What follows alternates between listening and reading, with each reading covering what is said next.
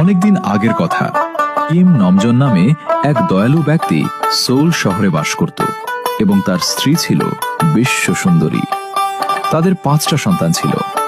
প্রথম সন্তান, যার নাম ছিল হাবি, সে সবসময় খুব হাসি খুশি থাকে। দ্বিতীয় বাচ্চাটার নাম ছিল বিল্লু। এই বাচ্চাটি বাকি বাচ্চাদের তুলনায় অনেক বেশি অলস ছিল। তৃতীয় বাচ্চাটার নাম ছিল টেপা। যে কোনো মানুষ তাকে দেখলে সহজেই তার প্রেমে পড়ে যেত। চতুর্থ বাচ্চাটির নাম ছিল তে।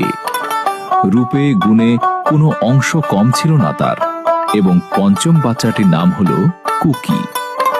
বাকি 4 ভাইদের থেকে সে একটু বেশি চঞ্চল ছিল। কোনো জায়গায় স্থির হয়ে বসে থাকতে পারে না। সারাদিন খেলাধুলায় মেতে থাকে। বলা বাহুল্য যে সম্ভবত তার মাথার কয়েকটা তার ছিঁড়া ছিল।